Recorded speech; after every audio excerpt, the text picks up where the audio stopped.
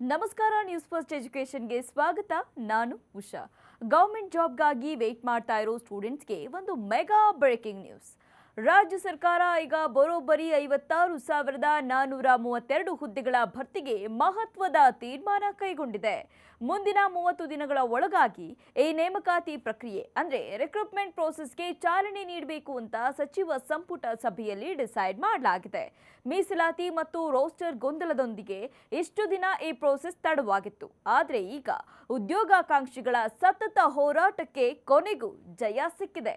ಈ ರಿಕ್ರೂಟ್ಮೆಂಟ್ ಯಾಕೆ ಡಿಲೇ ಆಗ್ತಾ ಇತ್ತು ಅಂದ್ರೆ ಮೀಸಲಾತಿ ಪ್ರಮಾಣವನ್ನ 56% ಏರಿಸಿದ್ದನ್ನ ಹೈಕೋರ್ಟ್ ತಡೆ ಹಿಡಿದಿದೆ. ಹಾಗಾಗಿ ಈಗ 50% ಮೀಸಲಾತಿ ಮಿತಿ ಅಡಿಯಲ್ಲೇ ನೇಮಕಾತಿ ನಡೆಸೋಕೆ ಸರ್ಕಾರ ಅನಿವಾರ್ಯವಾಗಿ ನಿರ್ಧರಿಸಿದೆ. ಆದರೆ ಸ್ಟೂಡೆಂಟ್ಸ್ ಚಿಂತೆ ಮಾಡುವ ಅವಶ್ಯಕತೆ ಇಲ್ಲ.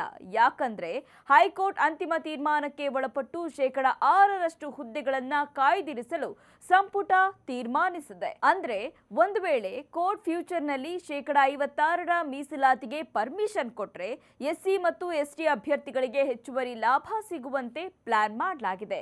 ಈಗ ನೇಮಕಾತಿ ಮಾಡಿಕೊಳ್ತಾ ಇರೋ 56,432 ಹುದ್ದೆಗಳು ಯಾವ ಡಿಪಾರ್ಟ್ಮೆಂಟ್ ನಲ್ಲಿ ಇದೆ ಅಂತ ನೋಡೋದಾದ್ರೆ ಕೆಪಿಎಸ್ಸಿ ಮತ್ತು ಕೆಇಎ ಅಡಿಯಲ್ಲಿ 4,409 ಹುದ್ದೆಗಳ ನೇಮಕಾತಿಗೆ ಆಲ್ಮೋಸ್ಟ್ ಫೈನಲ್ ಹಂತದಲ್ಲಿದೆ. ಇನ್ನು ಕಲ್ಯಾಣ ಕರ್ನಾಟಕ ರೀಜನ್ ನ ಸ್ಟೂಡೆಂಟ್ಗೆ ಗುಡ್ ನ್ಯೂಸ್ ಏನಂದ್ರೆ 371J ಅಡಿಯಲ್ಲಿ 32,132 ಹುದ್ದೆಗಳನ್ನ ಭರ್ತಿ ಮಾಡಲಾಗ್ತಿದೆ. ಇದರ ಜೊತೆಗೆ ಆರ್ಥಿಕ ಇಲಾಖೆ ಹೊಸದಾಗಿ 24,300 ಹುದ್ದೆಗಳ ಅನುಮೋದನೆ ನೀಡಿದ್ದು ಎಲ್ಲಾ ಸೇರಿ ಒಂದು ದೊಡ್ಡ ಮೆಗಾ ರಿಕ್ರೂಟ್ಮೆಂಟ್ ಡ್ರೈವ್ ಶುರುವಾಗಿದೆ.